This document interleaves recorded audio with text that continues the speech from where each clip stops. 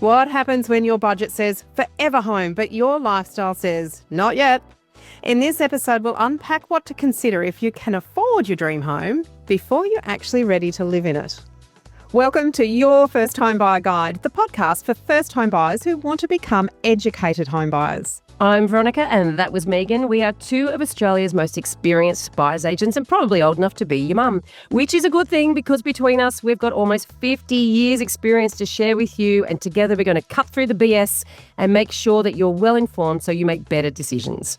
Now, when you get to the end of this episode, make sure you check out the website homebuyeracademy.com.au. Take a look at our course for first home buyers. We've created an easy-to-follow course that builds on all of our professional experience to take you step by step through the whole home buying journey.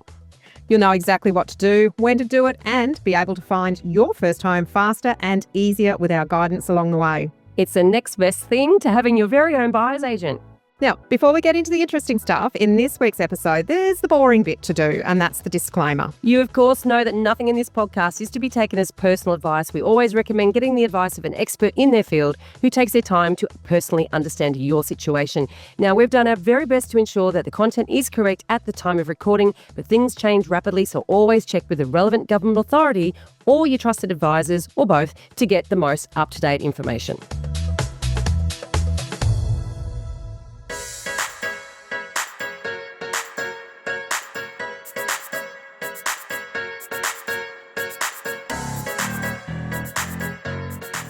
Today we're talking about something that isn't often discussed on this podcast, the rare example of a buyer who can afford more than they need.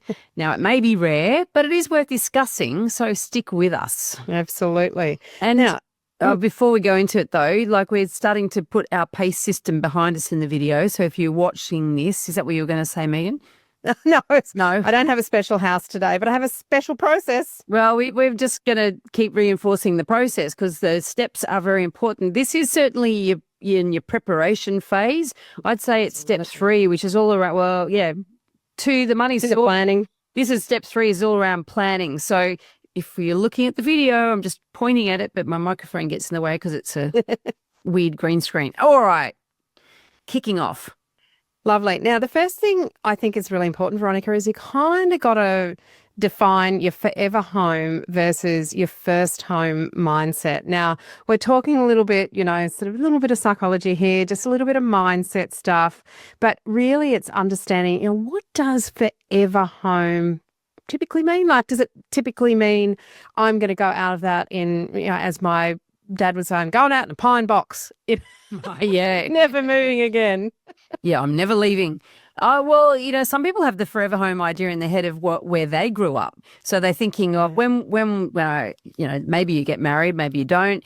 When I have kids, if I'm going to go down that path and I have this idea of setting up a family at some future point or settling down at some future point, I've got this sort of, the white picket fence and whatever you experience. Or you might have the complete opposite, like me. I didn't want to have anything.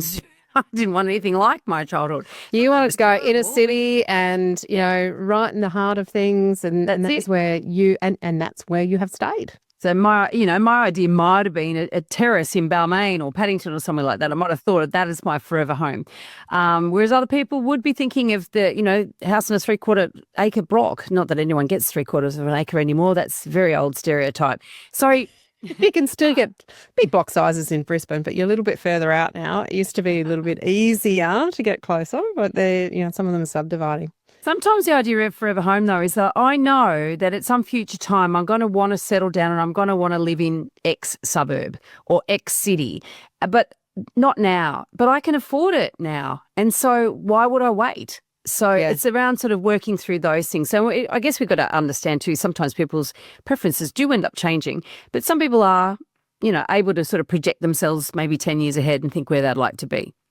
And we talk quite a lot in the First Home Buyer course about what are the right compromises at one stage in your life might be different to compromises that you're prepared to make in a different stage of life. It's about aligning the property to the right stage of your life. Exactly. And this is something that, should you be able to afford what you might see as your forever home, it might actually not really fit with where you're thinking as, maybe you're a young couple, you don't have children yet, you really want to be in the hip inner city areas, but you know that when you have children, that's not where you want to raise them.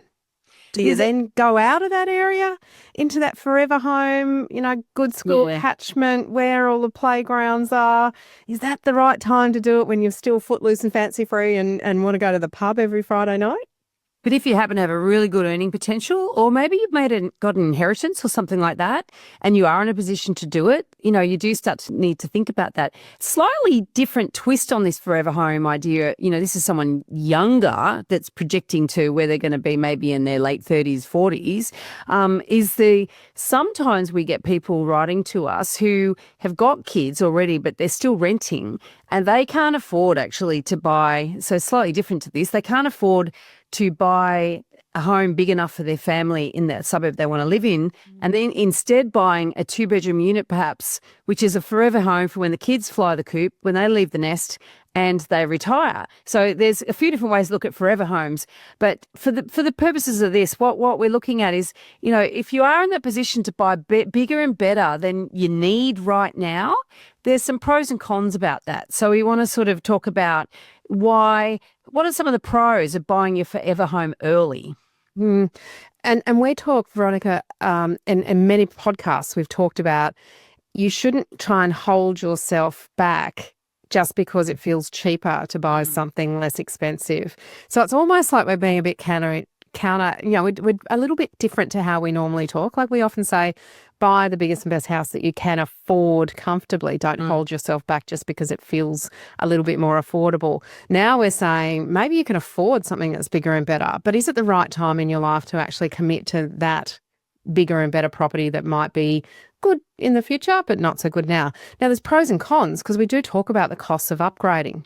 So if you can afford your forever home, and perhaps that might be something that is only a few years away for you in terms of lifestyle, you might be looking at it and thinking, well, by the time I buy something a little smaller in the funky area that I really like living in, I buy it, I've got going in costs, I've got transaction costs when I get out of the property and I sell the property, and then I've got transaction costs going into the property again. That's a lot of money to turn over in a very short period of time. So that's a cost that you would have to think about. Well, is it worth doing 2 purchases along the way? There's also quite often when you've got a sort of a less expensive property, and say you're comparing 2 properties. I buy something small now or something big now, and you think, and if the market goes up 10%, for example, say you spend $1 million now, it feels safe, it goes up 10%, then when you go to sell, it's going to be $1 million and I can't even talk. 1.1 million. It's $100,000 extra, right? But say that you could afford, say, $2 million, right? And then it goes up 10%. Well, it's going to be worth 10% on 2 million, which is 200,000. So the gap widens. The more expensive the property, that's assuming everything goes up at the same rate, which, let's face it, doesn't exactly work that way. But in a sort of a basic way to look at that, the gap widens between the less expensive properties and the more expensive properties. So your real opportunity, if you can, is to lock in prices today and lock in your future home at today's prices, rather than have to factor in or pay at some future time that increased differential, which, and particularly in rising markets, that's actually really important. And so that's an example of, a really good case for why you might actually stretch yourself and buy something that's way bigger than you need now, because you could save yourself a lot of money in the long run under certain circumstances. And as you say, actually make yourself more money in the long run. Now, we're taking out the emotional part of where do I want to live right now versus where do I want to live in the future. But your case there demonstrates really well the difference. The same percentage growth, but on a much higher amount, actually gets you a bigger return because of the compounding nature of capital growth. Yeah, and without those costs of trading up, as you mentioned earlier.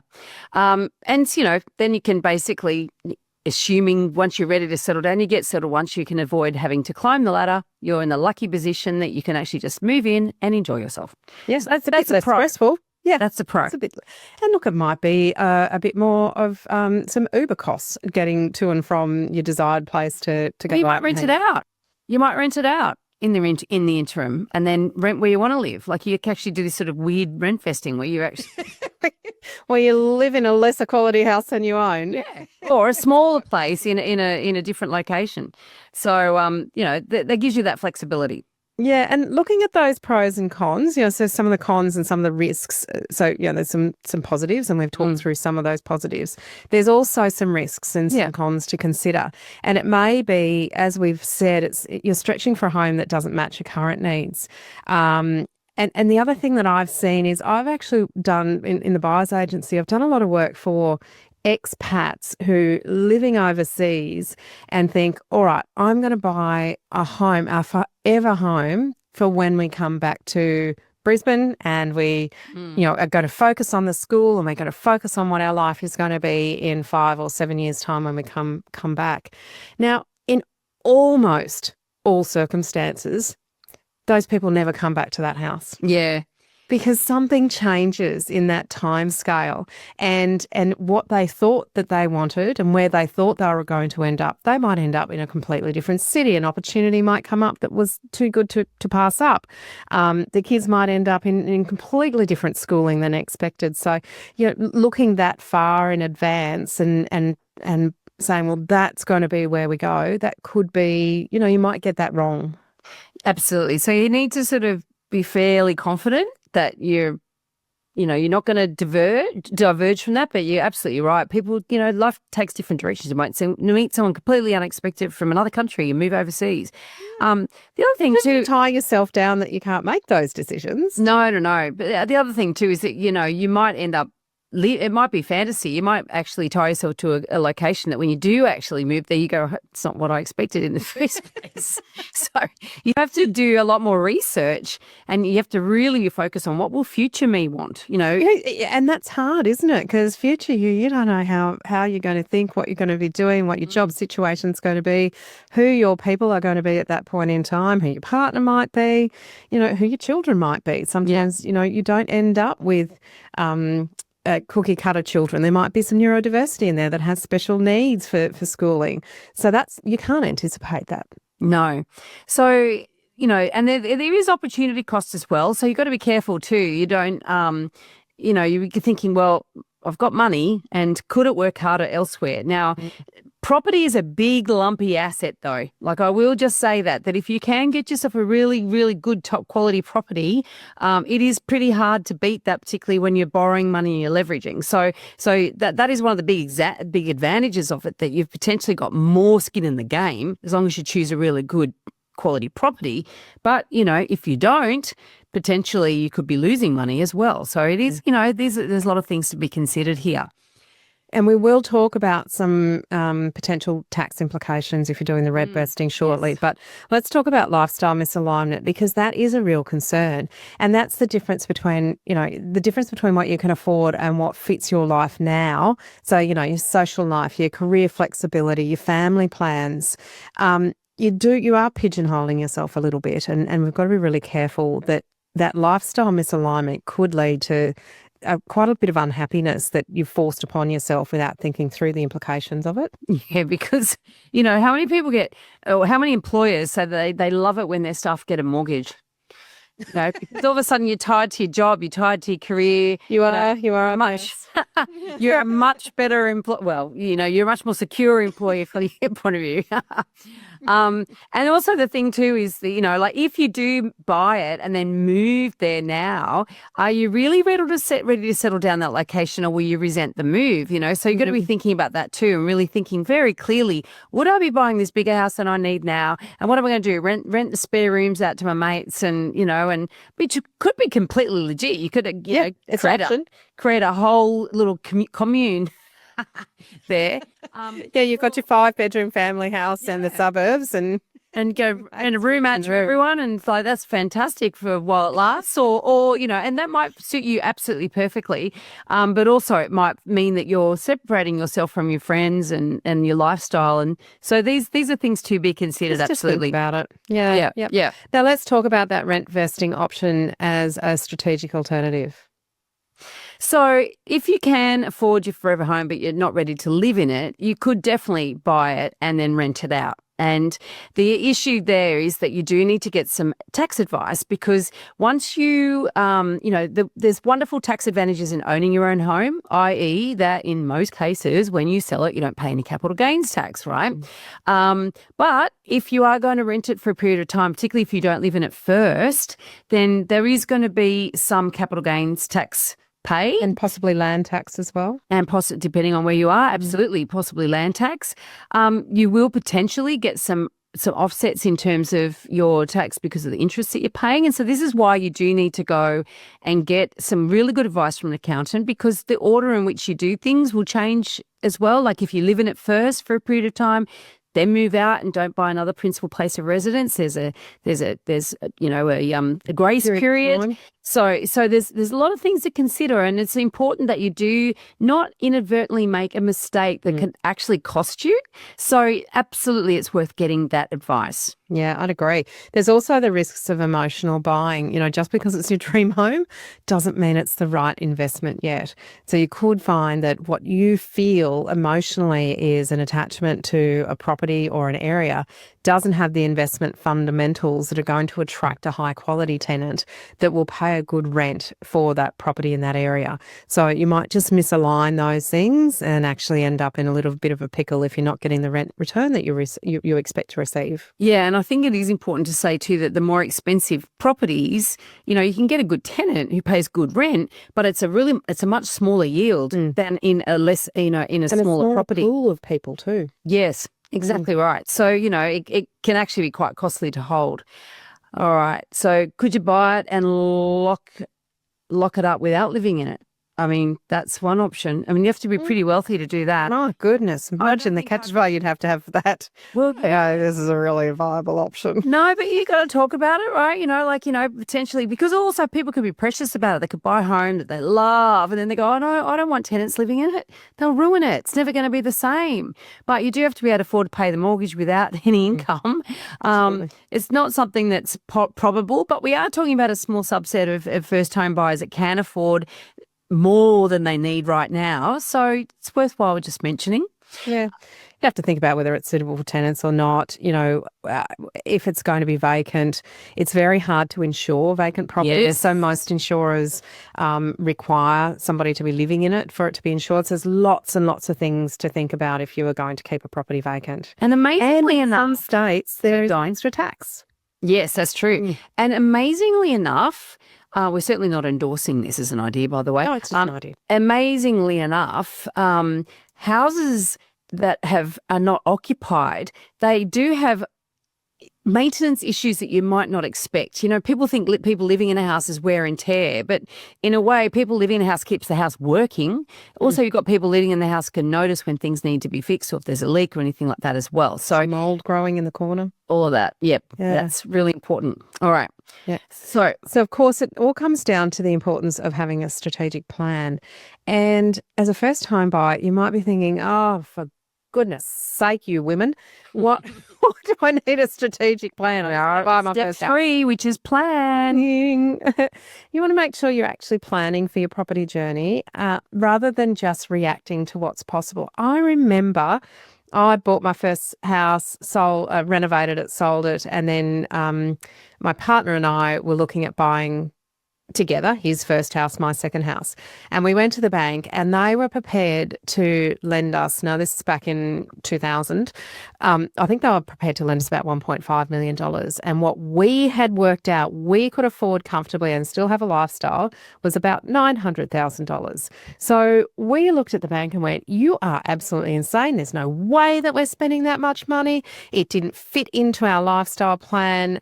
And it wasn't really where we were. So just because the bank was prepared to lend us the money didn't mean that we were happy and comfortable to stretch to that. Yeah.